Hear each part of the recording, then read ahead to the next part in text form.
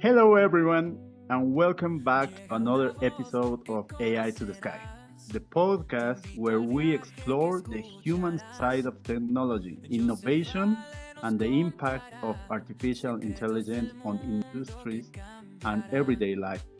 I'm your host, Joseph Bale, and today I'm truly honored to welcome a very special guest. He's a product management legend with over 5 decades of experience in tech industry, a former executive at Apple, HP, and a best-selling author, an international speaker, and please welcome to the show, David Fradin. David, it's a pleasure to have you here. How are you today? I'm doing great, and it's great to be with you. Thank you so much for being here, David.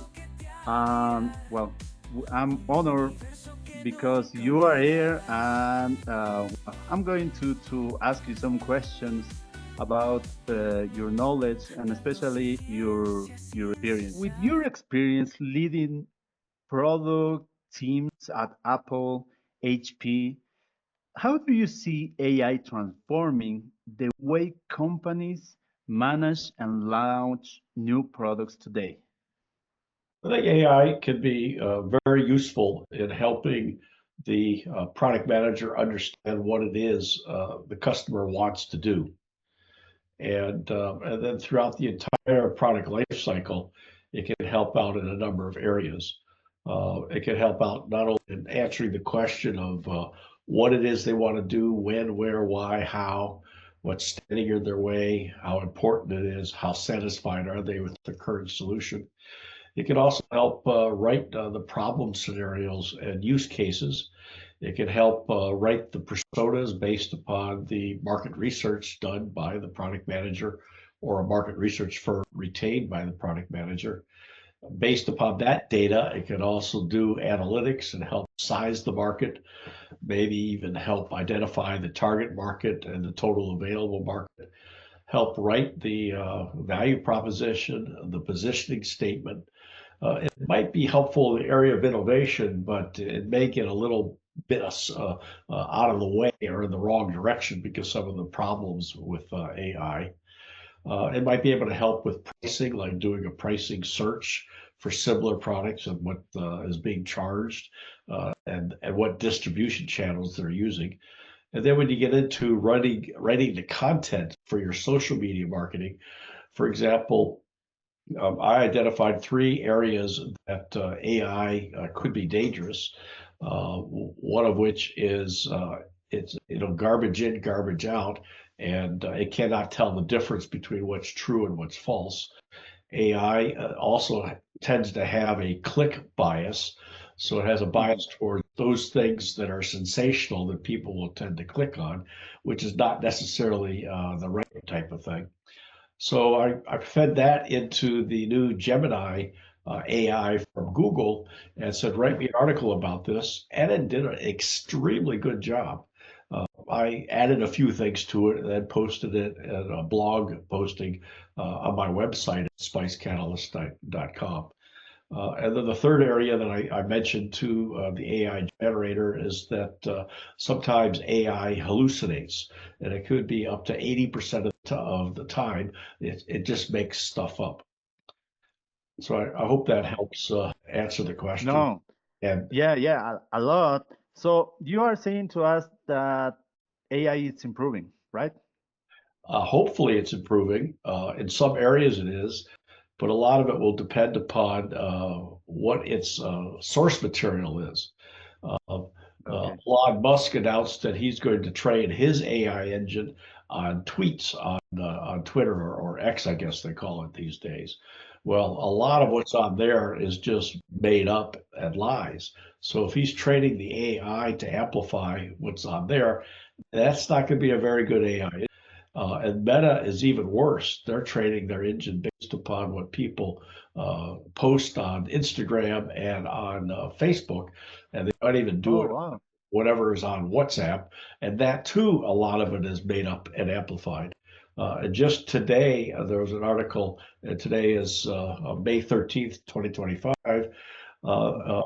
Jamie Lee Curtis, who has 5.5 million followers, the actress on Instagram, Zuckerberg had a AI generated advertisement for something that Meta wanted to sell using Jamie Lee Curtis likeness and changed her whatever she was saying. And she couldn't get a hold of anybody at Meta, and she canceled her Twitter account over Musk's position several months ago. So she had no way of doing a direct tweet to Zuckerberg, and she couldn't get a hold of anybody there at Facebook or at Meta to take that ad down using her likeness without her permission. So finally, she did a post on Instagram, and a lot of her followers started attacking Musk. And somebody noticed, and he took the ad down in just 2 hours. That's just not the right way to do things. If you're going to be using AI, there's got to be ways for people to get a hold of you and say, hey, you are illegally using my likeness. You've broken my copyright, or you've made something up which is not true, and you need to take that down. Oh, yes. No, yes, sure. And thank you for the information that it's pretty new, hours ago. So, David, you speak about 5 keys to product success. In your opinion, which of those 5 is AI having the biggest impact on, uh, on the biggest impact on right now? And how do you think it is? Well, let me walk through each of the 5 keys one by one. The S stands for having a product market strategy, and that's the S in SPICE, which is my company's name, Spice Catalyst. And it's all the things I mentioned earlier: understanding what your customer wants to do, your writing your problem scenarios, your user stories, and so forth. So it could play a very large role there. The P in SPICE, and the second key to product success, is having a repeatable process. And there's possibilities that AI can help streamline processes. For example, Governor Newsom in California, where I'm located, announced a couple months ago that his administration will be using AI to help plan traffic obstacles and roadways to reduce traffic congestion, which in turn, of course, would reduce the consumption of climate changing fossil fuels. The I is having the information available in order to make an informed decision. My sister just today asked me if it's important that she get her solar panels cleaned on a regular basis. I said yes. And then she says, well, how do I get that done? So I introduced her to a local high school student that cleans my solar panels, but her roof is higher and it would violate his workers' compensation to get up on that roof and clean her panels. So I went to an AI tool called Perplexity, who, by the way, just raised another $500 million. And you ask it a question and it will search the web for an answer and pull it all together across multiple websites faster than you can do it in Google. And if you do the search in Google, then you have to pick your way through each of the things that come back, try to find the right one that matches. Well, Perplexity summarizes all those in a few seconds and actually gives you the references with a click on. You can click on that and then go to the link so you can examine the source material, which helps get around the issue of click bias and hallucinations and truth and false. So immediately it gave me a response. It gave me a listing of 3 solar panel washing firms located near where I live. And I was able to copy that data and give it to her so that she could be informed, which is the I in SPICE, and have the information necessary to make a decision. Then the C of the 5 keys of success stands for customer, understanding the customer, what it is they want to do, when they want to do it, how, why, where, and so forth. And the reason why that's important is because you can't ask your customer what they want to do or what they want or what their needs are, because in order for them to tell you what their wants are and their needs, they have to know what their problem is, and they also have to come up with a solution. And most people can't do the problem solution thing. That's what engineers tend to do. So just helping out with understanding that is important. And the reason it needs to be more granular in what it is that they do is because, for example, Henry Ford, who was the inventor of the low-cost automobile, was in Dearborn, Michigan, not far from where I grew up in Detroit. And he went out in the town and he asked people if they'd like to have a car. And they said, no, I just want a faster horse. So he said, you just can't ask people what they want. But if he had bothered to just sit on the stoop of one of the saloons in Dearborn with a mug of beer, he would have noticed people going through town, whipping their horse with a whip, trying to get from one end of town to the other, to wherever they're going faster. In fact, in the Kentucky Derby that was just run, 13 days ago, the winning jockey got fined, I think it was something like $60,000 because he hit his horse with the whip more than 6 times, which is the regulation apparently in horse racing. You can't beat your horse. So if Henry Ford had just gone out and observed and then interviewed and then surveyed, and then if he had big data available, he would have known that what they want to do is have a faster horse. And maybe that's the reason why the first automobile wasn't called an automobile. It was called a horseless carriage. And then the last key to product success is the E in the word SPICE, and that's making sure that your employees and your consultants have all 130 competencies or skill sets required in order to have product success. And then AI can be very helpful in educating those employees in those areas that they may not be educated in yet. It can help educate them. For example, how to write a positioning statement. You could just ask Perplexity, how do I write a position statement? It'll come back and tell you how to do it. So those are just a few of the areas of where AI can be useful. I gave a speech on this to the International Software Product Managers Association at the University of California, Davis, a year ago in January. And after I finished writing the speech and putting it together in a PowerPoint presentation, I went to AI and I asked it for where can AI help in product management, and it came back with a paper that was pretty close to the speech that I had written. So it was very impressive. Oh, that's very insightful, David. Thank you so much for that, because it's what we are living right now in sales and in products especially. Uh, David, as someone who train and mentors product managers, what new skills should they be focused on today with AI becoming a strategic player in product development?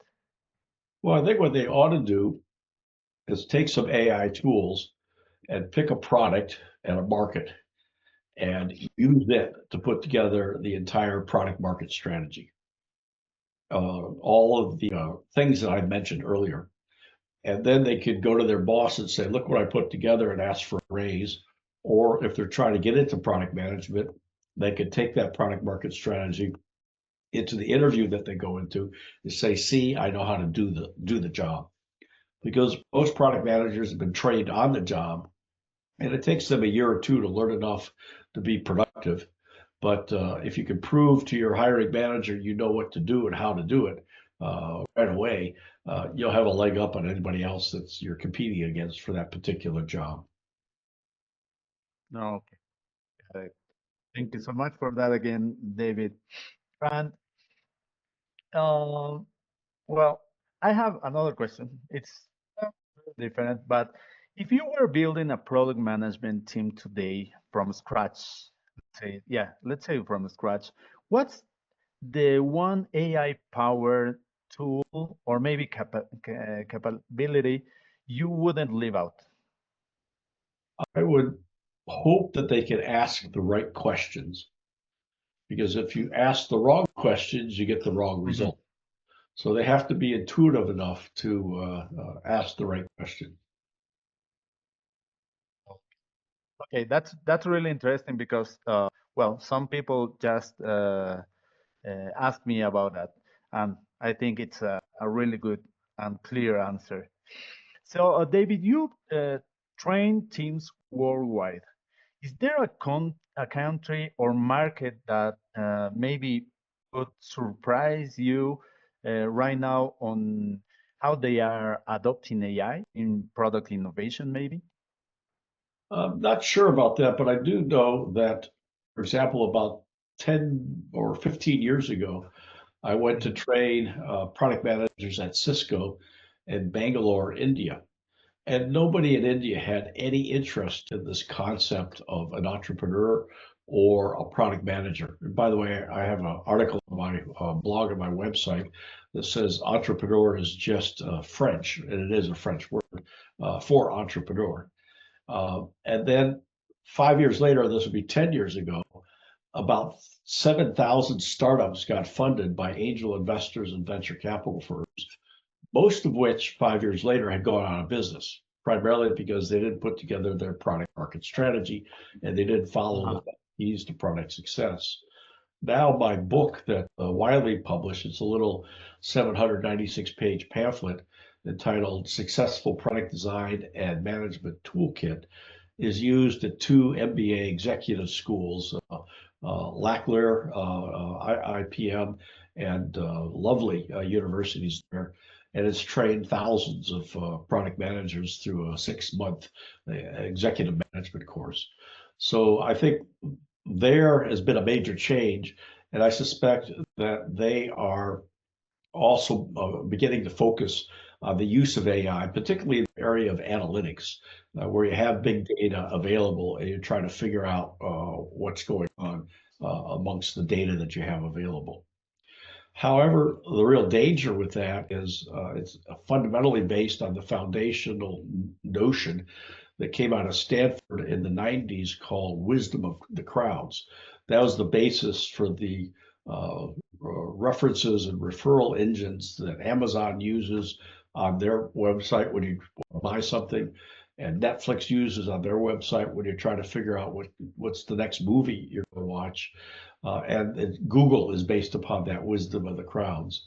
And the point that I made there is the crowd as a crowd sometimes can be pretty stupid. For example, a lot of people go into a nightclub, fire breaks out, they all try to exit through the same door at the same time, and failing to figure that there's got to be a stage door and an alternative way out of there, and not get all piled up by the exit and not successfully exit the facility. So given all that, I think we're going to start seeing more and more innovation. Another area would be in supply chain, with the Trump tax tariffs screwing up supply chains. I saw a video interview on MSNBC yesterday where the port of Long Island is practically empty because a lot of companies stopped shipping stuff to the United States a month or so ago. Oh, wow. And therefore the ships, normally the ships would be lined up trying to unload. And now with the 90 more day delay in tariffs, we'll see a peak of shipments in a month, and that will then begin to trail off. So hopefully some people, supply chain managers, are using AI in order to analyze the data, take a look at the inputs, the uncertainty, and come up with some idea of what might happen in the future. That's valuable insight for our audience. Thank you so much, David. So, David, I have one last question, and it is if you could share an example where a product team failed because they didn't adapt fast enough to the new technology trends, um, and what lessons we can take from that today? Well, the key thing is Steve Jobs was I was at Apple at the same time as Steve, and Oh, really? yeah, I'm a fan of Steve. he was the product manager on the Apple III and introduced it allegedly early and had not done any quality assurance on it. So the Apple III arrived in October of 1980 in dealers' stores and dead on arrival. And they figured out what had happened is that the computer chips worked loose in the circuit board during shipment. And it took a few months to figure out why they're arriving dead. And they were told, the dealers, to pick the thing up and about a foot above the table and drop it in order to reseat the semiconductors, which is not exactly the way you would expect to treat a fragile device like a computer. And he shipped it with a barely operating system and no software. So sales were abysmal.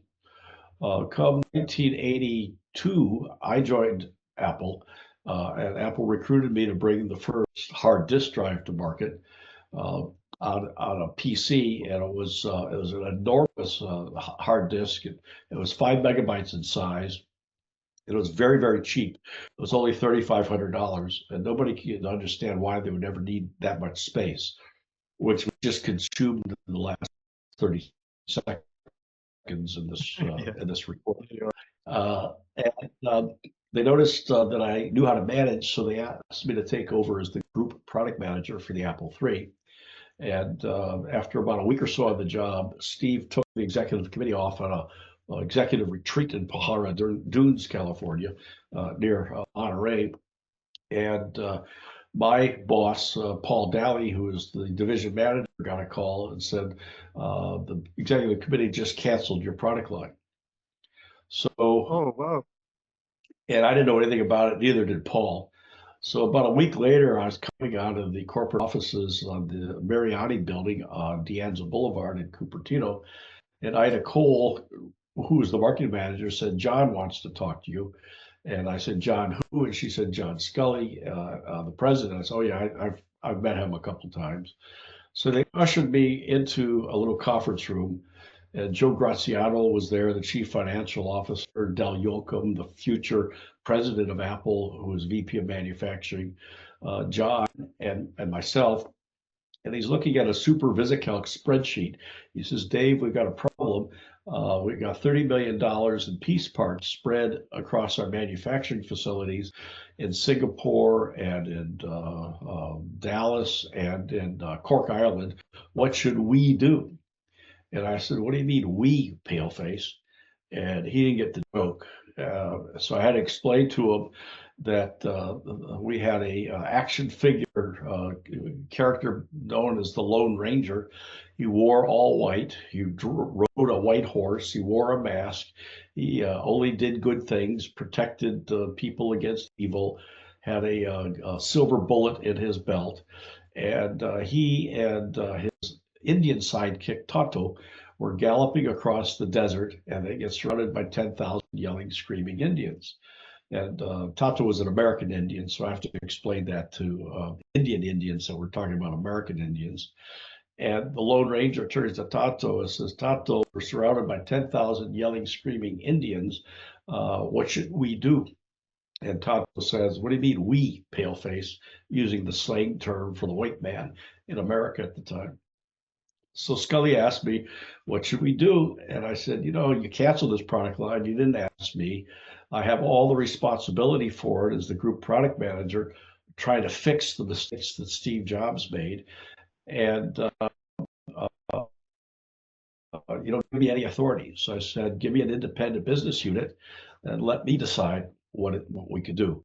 To make a long story short, they did about 3 weeks later, and we were able to sell 25,000 Apple IIIs, 1/3 of all the Apple IIIs that were ever sold, third most popular personal computer in the world at the time in terms of unit sales, and generated enough profits to help fund the development of the Macintosh and keep about 1,000 to 1,500 Apple employees employed.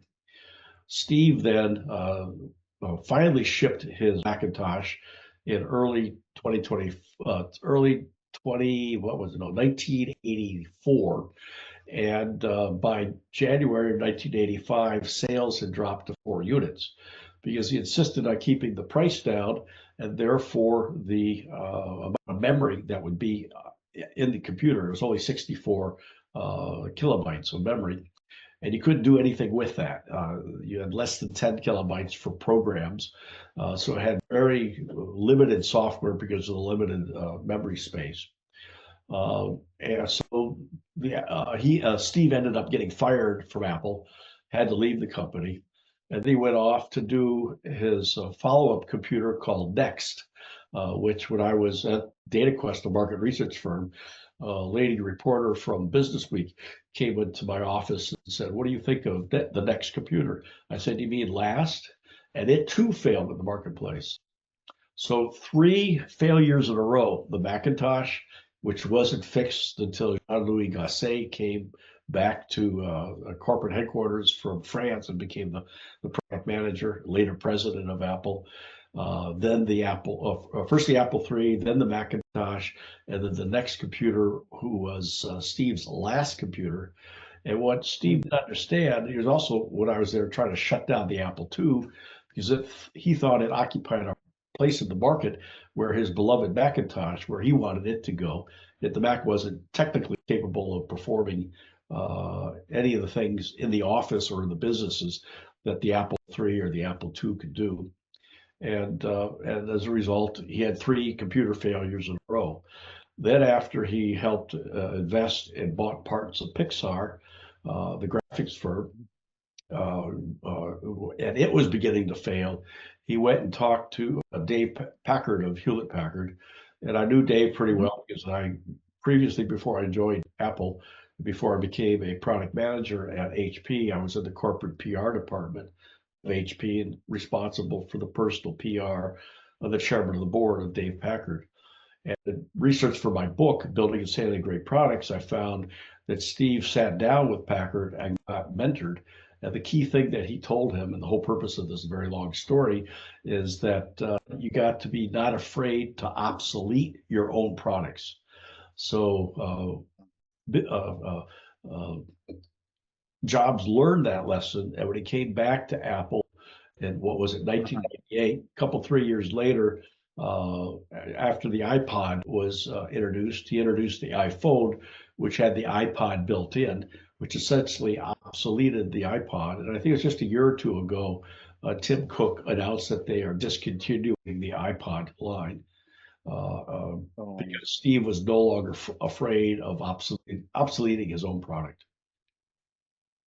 Oh, wow. That was fascinating. Thank you so much for that. David, well, once more, thank you so much for sharing your time, wisdom, and experience with us today. It's been an honor to have you on AI to the Sky. For those listening, you can learn more about David's work at LinkedIn/in/David Fradin and explore his books, his courses, and products leaders. Uh, Thank you so much, David, for everything. Audience, make sure to subscribe to the podcast, leave us a review, and thank you so much for everything.